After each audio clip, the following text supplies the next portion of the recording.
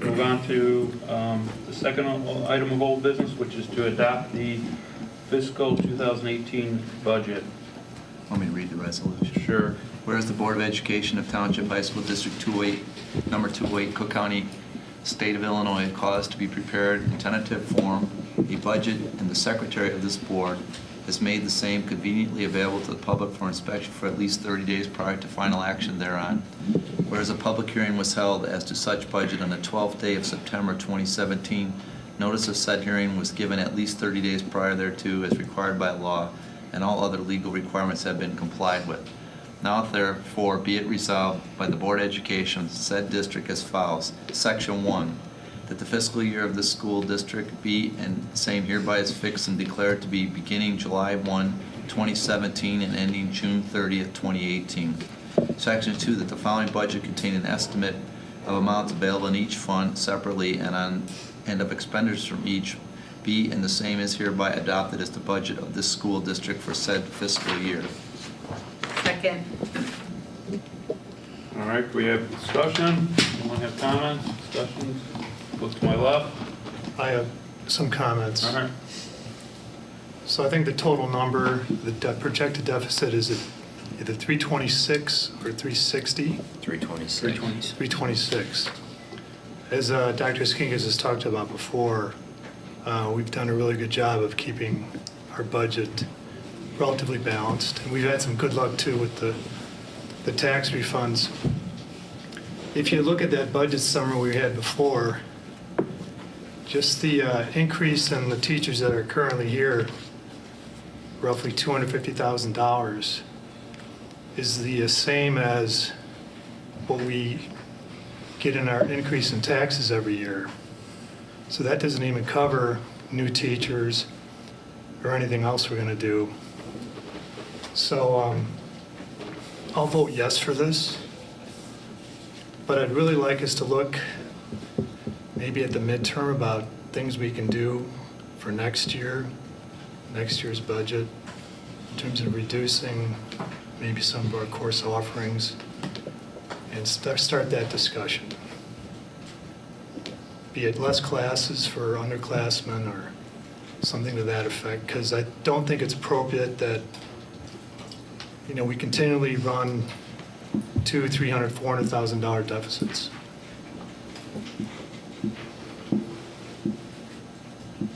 Anyone else on my left?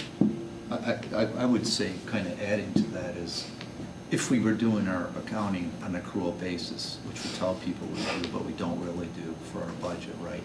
Mm-hmm. And with the new state funds, it's very likely we're not going to have a deficit at the end of the year, right? If they make their payments on time, and how this new funding formula comes into play, But I still we agree could with potentially John. be right there. So that helps us at a for balanced this budget. year. Yes. But that won't continue forever. No. And I agree with him, we have to stay within our budget, so we have to look at doing that. And one thing in particular, and I talked to Gary about this one time, is what we now need to do is see, is the extra money we're spending, because we're told they're going to help improve our results on what we are monitoring as our goals, is it working? Are we seeing, more higher AP grades? Are we seeing better? We've got a good report. Our graduation rate's doing well, but do we, we need to see, well, we've been doing some of these things for 2 or 3 years now. Are we seeing improvements based on it versus, just continue down a path? And are we getting, in essence, a bang for our taxpayers' bucks on it? So I think that's another thing that we should look at and think about when we're looking at what our goals are set at and what our results were from the prior year. Does that make sense? All right.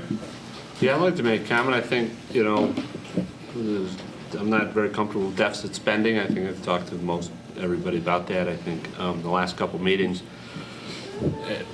go back to this revenue projecting. I think last year I think we might have projected a deficit spending. We came in like $300,000 over.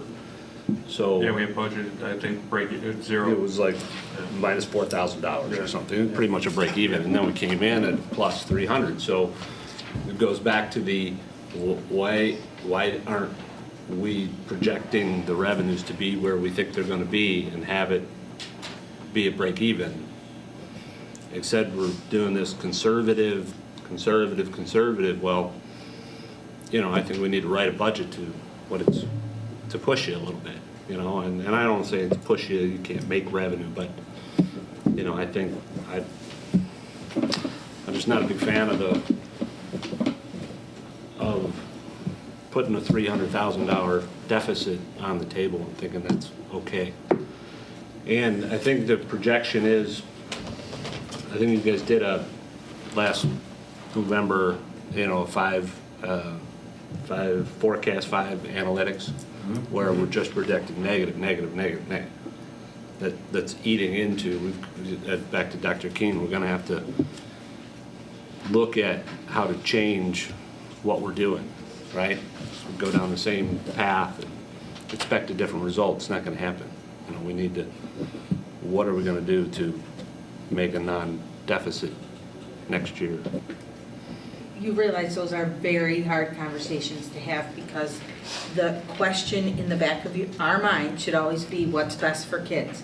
And sometimes going over that, this is a good budget, because right now, we're not that far off the mark. I don't feel like this is a lot off the mark, and we're doing what's best for kids. Getting rid of course offerings is not something that, Well, I think that's conversations we need to have, and we haven't had you know, we voted against the referendum 7, 8 years ago, right? So we're pushing 10 years plus without revenue increases, right? So maybe it's time we talk about revenue increases and why we're doing that. And what is the cost of not doing that? But you can't just run a deficit. That's not acceptable in my thought pattern, and use up the pattern and later come back later today and ask us to borrow money to cover that deficit. I'm not comfortable with that either. So, that, you know, we'll get into the bait and switch later, but I'm not buying it. If we, you know, so the 326 that I explained in August, realistically, if we took down to 100,000, 170,000 that we have in tax appeals, I mean, our deficit would be less than $100,000. So. Well, realistically, then let's put it realistically. Let's put it Well, down. But here's the thing. It could go the other way next year. What we, you know, 7 years ago, when we came on board, we did a lot of things to bring the expenditures I know, back down. I appreciate and that. We forgot. So now we're at this point now where we've listened to a plan of, you know, additional personnel and achieving certain goals. I think when we get to that time in this year, when the FTE presentation is put in front of us, that's when we'll have a chance to question things and see how those goals are coming to fruition. If there's additional time needed, if there's an alternative plan that we can do to get over the hump, while, you know, because there are certain things dynamically that are going to be happening in the next 4 years. From a personnel standpoint, as people retire, new people come on board, that would be Yeah, I a saw that. natural, you know, dollar change going on. But we also have to be realistic and see if that timetable keeps us, you know, so that we're not in a deficit position either. I agree with you that we budget a deficit is not And we're the best looking at scenario. and our bubble of students goes up about 2021. It's supposed to max out and then go back down, and that's what. So I think, we're yes, talking about, some of we this. should have, you know, really good Recurring. discussions in this upcoming year as we see requests for dollars. well, I'm not saying we shouldn't have them, No. I'm just saying they're gonna be tough. I think Right, that right. this district is pretty lean. I mean, the administration, the cost, I mean, that's our biggest cost, right, is people. We need people to educate kids. And our biggest cost is the people. You said some people are gonna be retiring, and administrative costs in this district are very low, very low. Our highest paid person, I mean, everybody else, Scott, Kristen, Kylie, Beth, they're all pretty cheap. I think the two. I mean, they really are. When you look at other district salaries that are, that are similar to RB, we're in good shape that way. Right. That's true. That is true. And the board will have seen a study, we could do another study on that. But I think there's a couple things, and as I stated in the August meeting, Wes, your thing is, hey, we should lay it all out there in the budget and then see how it comes in. The board, for the last 6 years, 7 years that I've been the superintendent, has always, the majority of the board has preferred that I budget fiscally conservative on revenues and aggressive on expenditures, so that always show a worst-case scenario. The benefit of doing that is today, approving a budget of a negative 326, we should come in no lower than negative 326, which is why one of my goals is that we have to meet exactly what we budget.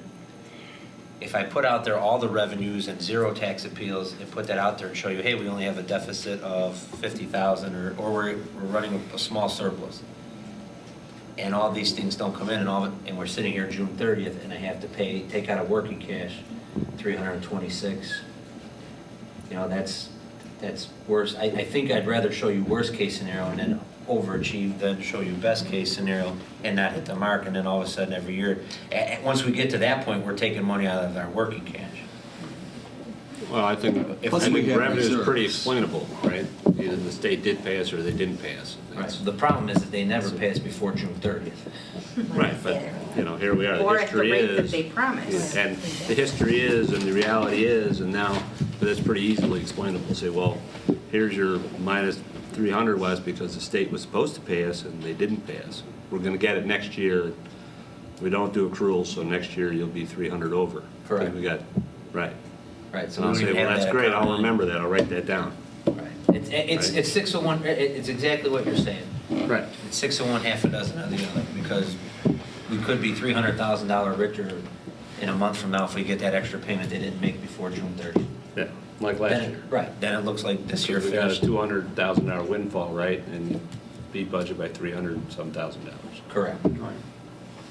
But we haven't, we've taken this approach of revenue tight and expenditures aggressive, and we haven't finished a year with a deficit yet, so I'd ask that you, and we can forecast this, Well, the other which we problem, do in our financial the real report. problem is this arcane accounting system that we're forced to use with the treasurer that's in some language that nobody even knows how to write anymore. It's 30 years old.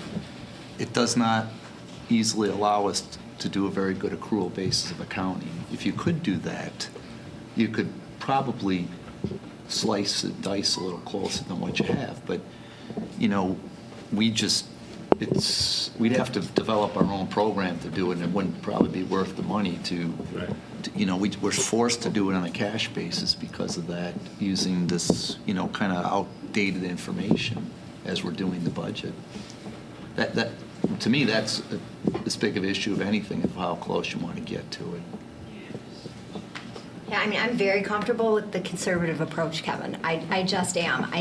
Wes, I hear your point, but to think that you're going to be able to budget and get it to 0 where it's even, that's just ignoring the realities of a budget in a school district and the uncertainties that are just inherent in a school district. It just is. It's just how it is. I would rather you be conservative and then be able to come out looking a little bit better than have to come back and say, oh, well, that didn't come through, and now, you know, we're sitting in a worse off spot than we thought.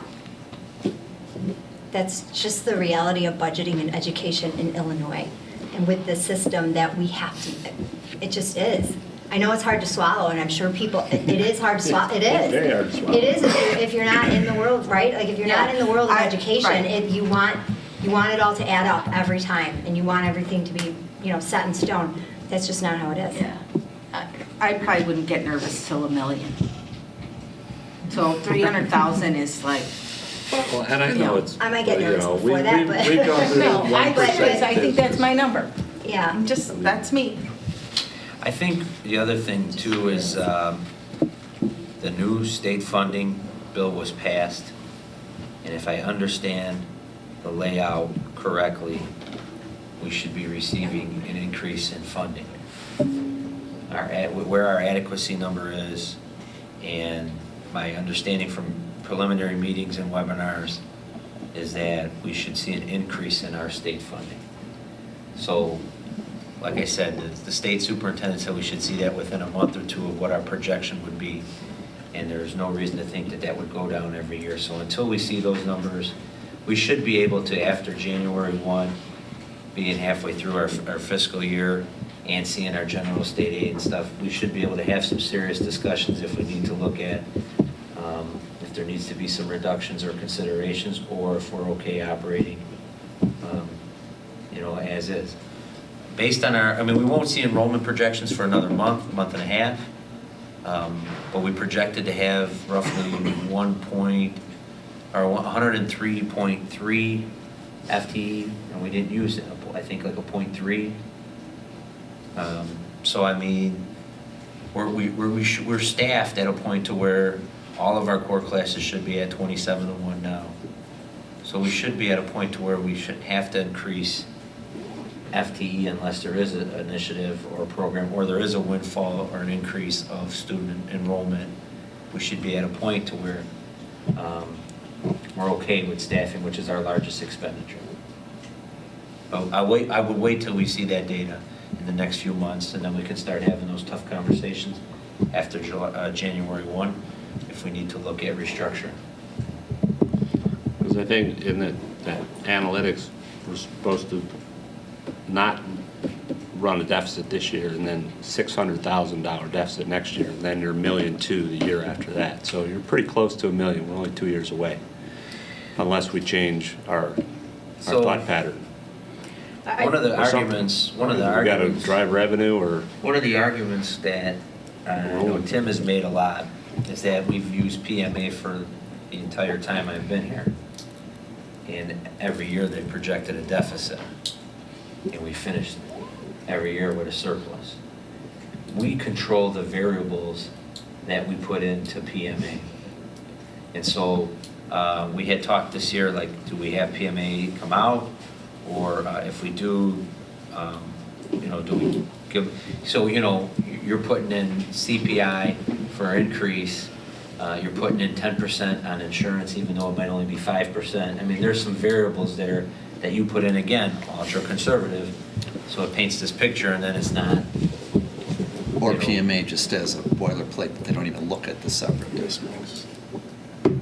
So I think let's gather some data over the next few months, and I think we'll be able to have a good discussion after the first of the year.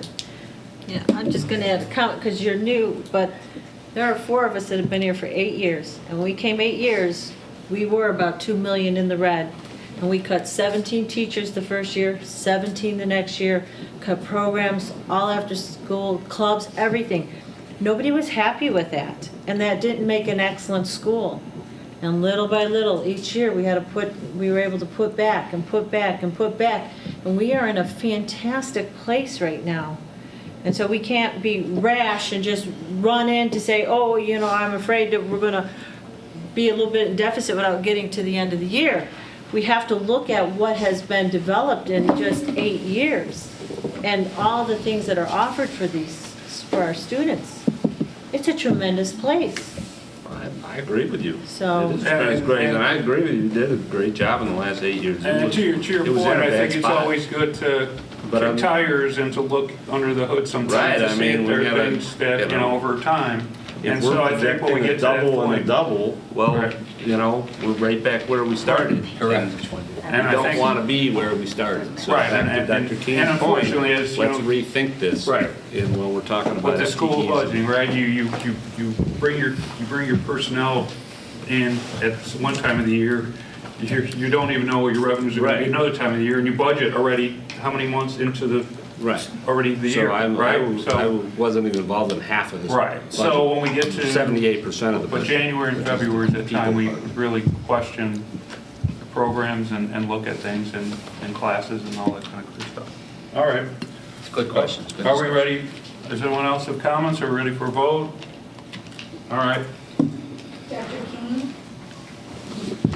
Did we read the resolution? Yes. Yeah, the resolution, yeah. And Okay, second. yes.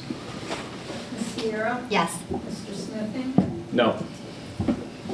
Ms. Towner? Yes. Mr. Walsh? Yes. Ms. Ruska? Yes. Mr. Gretchen? Yes.